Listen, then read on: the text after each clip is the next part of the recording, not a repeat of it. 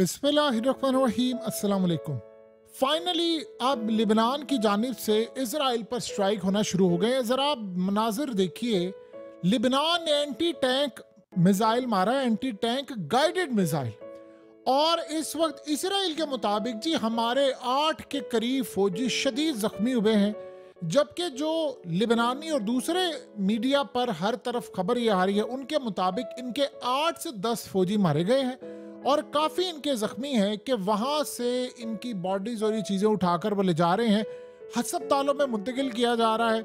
अब जो मर्जी कहें, इसराइल की कहानी पर आप बिलीव नहीं कर सकते, लेकिन एक चीज़ तय है कि आज जो हमला हुआ है उसने इसराइल को अच्छा खासा नुकसान पहुँचाया। देखिए, ऐसा नहीं कह सकते कि वो जो नुकसान इन्होंने किया है पेजर से या आईफोन या दूसरी जगहों से उसके मुकाबले का नुकसान था, लेकिन ये बात तय है कि इस दफ़ा जो मिसाइल मारा गया है वो बड़ा शदीद था, बड़ी शदीद नौयत का था और वो डायरेक्टली जाकर लगा है इसराइल के मिलिट्री बेस के ऊपर और वहां पर इनके फौजी थे और वहां पर उनको नुकसान पहुंचा है। ये अपनी नौयत का एक बड़ा अजीबोगरीब इन्होंने मिसाइल मारा है। अब अगला सिनेरियो उससे ज्यादा अजीबोगरीब इस वक्त होने जा रहा है इसराइल के लिए। वो सिनेरियो ये है कि आपको पता है कि एक ऐसी कहानी खुलकर सामने आई है जो सारी दुनिया अब इस पर हैरान हो गई है। लिबनान एक तो हमला करने के लिए जा रहा है बड़ा, और उन्होंने अब ये जो हमले हैं, पहले वो मारते थे ड्रोन्स, अब वो उन्होंने यानी रॉकेट भी मारते थे, अब वो आ रहे हैं गाइडेड मिसाइल की तरफ। अब चूंकि उन्होंने लेना है बदला तो उन्होंने काफी सारे इनके फौजी मारने हैं, इनके सिविलियन को नुकसान पहुंचाना है क्योंकि इन्होंने इनके सिविलियन को नुकसान पहुंचाया है।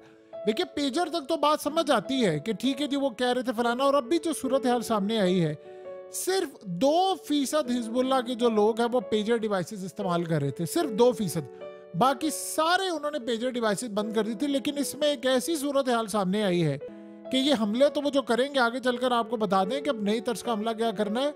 उससे ज्यादा हैरानकुन बात यह है कि हिजबुल्लाह के अंदर एक बहुत बड़ा कोई मुखबिर था बड़े लेवल का, क्योंकि अब ये जो सामने आया है कि ये जो कंपनी थी हंगरी की जिन्होंने असल में ये सारा कुछ बनाया डेवलप किया, वो ये नहीं था कि वो कंपनी इसराइल के साथ मिली हुई थी, वो कंपनी ही इसराइलियों की थी, वो इसराइल के जासूसों की कंपनी थी। अब ये देखिए जरा सबसे अजीबोगरीब बात, अपोलो का यानी अपोलो गोल्ड का जो मालिक है वो कहता है, सीईओ वो कहता है कि जी हमने हंगरी की जो बैग कंपनी है इसको सिर्फ लाइसेंस दिया था कि आप यूज कर सकते हैं, ये प्रोडक्ट्स वगैरह बनाते और ट्रेड करते हैं। तो उन्होंने आगे क्या किया, वो जो कंपनी थी वो असल में इसराइलियों की थी, इसराइल की इंटेलिजेंस एजेंसियों की थी, मुसाद के लिए वो काम कर रही थी। यानी मुसाद के अपने ही लोग थे। एक होता है कि जी आप किसके लिए काम करें, वो मुसाद ही के लोग थे सारे। सो अब जो कहानी सामने खुलकर आई है उसमें ये इनको पता चला था कि लिबनान ने करनी है परचेजिंग, और लिबनान के अंदर आम लोग और हिजबुल्लाह इन्होंने करनी है परचेजिंग, और जिसने वो परचेजिंग की है उसने 2 नंबर काम किया उस डिपार्टमेंट ने, उन्होंने गद्दारियां की हैं। किस तरह? अब आप ये सोचें कि इसराइल की इस कंपनी तक किसने उनको कहा कि आप ये माल इस कंपनी से खरीदें? सिंपल सी बात है ना, बैग का किसने कहा? क्योंकि पहले तो ये था ना जी, उन्होंने बारूदी डिवाइस पहले आई एक जगह से, फिर वो इसराइल तक पहुंची, उन्होंने उसमें से एडिशन किया बारूदी डिवाइस और ये तमाम चीजें करके पूरी तरह पेजर को वापस बेचा। अब कहानी ये है कि जो ऑर्डर था वो डायरेक्टली उस कंपनी को, हिजबुल्लाह और उनके नीचे वालों की जानिब से ऑर्डर दिया गया था डायरेक्टली उस कंपनी को। तो वो ऑर्डर देने वाला कौन था? इनके हाथ तो 5 से 6 दफा किसी एक चीज को वेरीफाई किया जाता है, चेक किया जाता है। जाहिर सी बात है ये पेजर डिवाइसेस इनके मेंबर्स लोग जो पार्लियामेंट में बैठे वो इस्तेमाल करते हैं, वजीर करते हैं, इवन के जो हसन नसरुल्लाह वो भी कई दफा इस्तेमाल कर चुके हैं। आप सिर्फ इतना बता दें कि इस सारी सूरत हाल में इनके अंदर वो मुखबिर और ये कौन लोग काम कर रहे थे, ये वही लोग थे जिन्होंने फवाद शुक्र को मारा है। उन्होंने फवाद शुक्र को मारने से पहले पहले उन्होंने इसराइल की इस कंपनी, जो बेसिकली इसराइल के नाम से काम नहीं कर रही थी, है थी हंगरी की लेकिन इसराइलियों की थी, किसने कहा वहां से परचेजिंग करो? आप उस बंदे को, डिपार्टमेंट को पकड़े, आपको सारा पता चल जाएगा। देखिए, इस्माइल हानिया के साथ जो काम हुआ है वो भी यही सूरत हाल थी ना, अंदर के आपके मुखबिर होते हैं। अब सीन ये हुआ है कि लिबनान को ये बात अच्छी तरह पता चल चुकी है, उन्होंने फैसला किया है कि हमने लेना है बदला, और वो करने जा रहे हैं शदीद शदीद शदीद हमले, बहुत ज्यादा, और इतने ज्यादा वो हमले कर रहे हैं कि जिसकी इंतहा नहीं है। इस सारे मामले पर याद रखिएगा, सबसे बढ़कर बात यह है कि ये काम असल में इसराइल ने कर दिया है बड़ा अर्ली।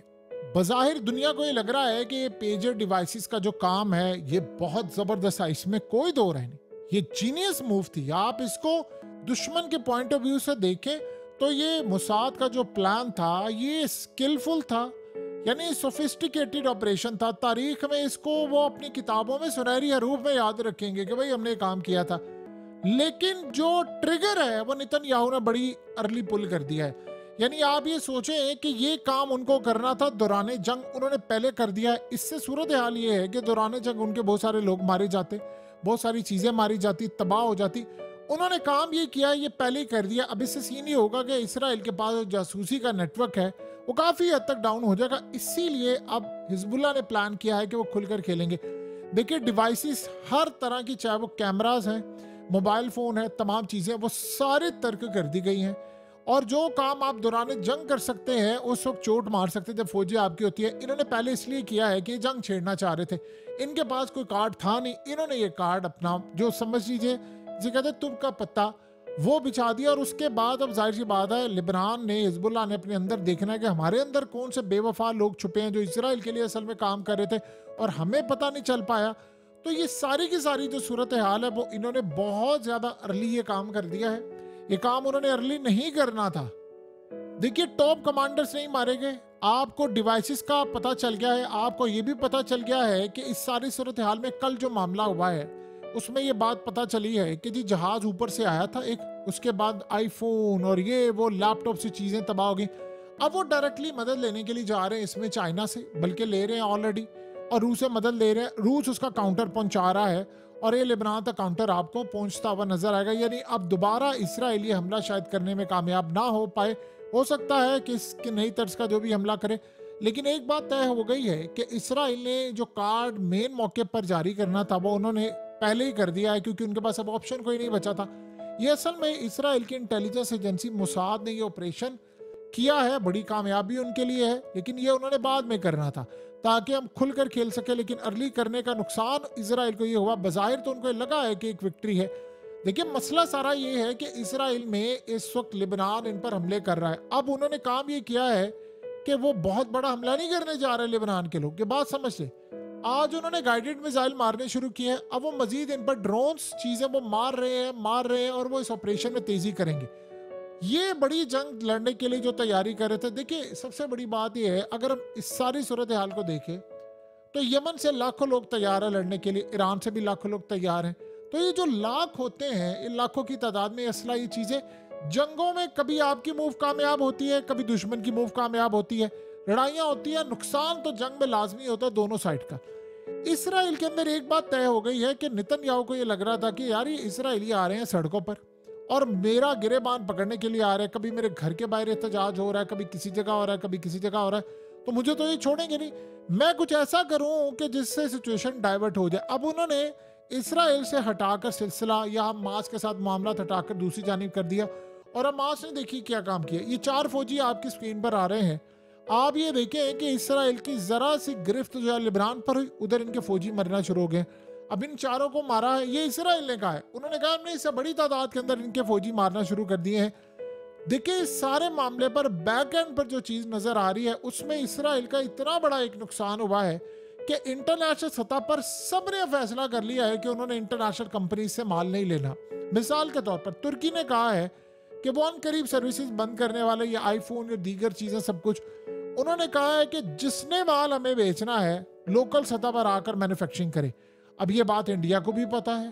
आपको पता है कि कल चाइना ने और रूस ने, उन्होंने भी ये काम शुरू कर दिया है। उन्होंने जितनी ये इलेक्ट्रॉनिक डिवाइसेस थी जो मगरिब की थी या यूएस से आई हुई थी, उन्होंने वो सारी रिमूव करना शुरू कर दी।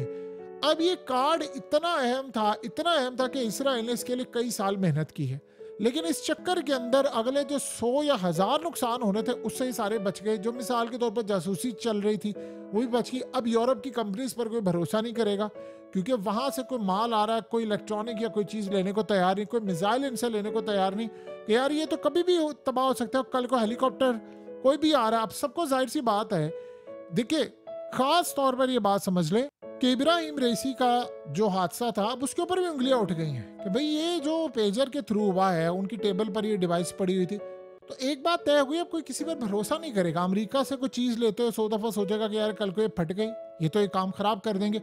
यूरोप की कंपनीज का बिजनेस अब ठप होगा, बड़ी तादाद में देखेंगे आप। अब हर एक ने कहना शुरू कर दिया भाई लोकल सतह पर बने। आपको पता है इंडिया में तो पहले आईफोन बनते हैं, तो कोई अब बाहर की डिवाइसेस नहीं लेगा, अब सारा रिलाय हो जाएगा चाइना के ऊपर, भाई हमने चाइना की डिवाइसेस लेनी है। तो इससे ये नुकसान यूरोप और अमेरिका का बहुत ज्यादा लॉन्ग टर्म में होने वाला है। अब जानते हैं अमेरिका इससे खुश नहीं है। देखिए जासूसी वो कर रहे थे अपने कैमरास दूसरी चीजों के जरिए, लेकिन अगले कुछ अरसे के अंदर वो नहीं हो पाएगी। अब सबने उतारना शुरू कर दी है। तो एक बात तो तय हो गई है कि इन्होंने इससे बज़ाहिर आपको वक्ती तौर पर फायदा नजर आ रहा है, लेकिन ये बड़ा अर्ली ट्रिगर कर गया है और ये मामला इजराइल के हाथ से काफी नुकसानदेह। अगर अब उन पर देखें, अब मिसाइल और अगले लेवल की बरसात हो रही है और इनके फौजी मारे जा रहे हैं।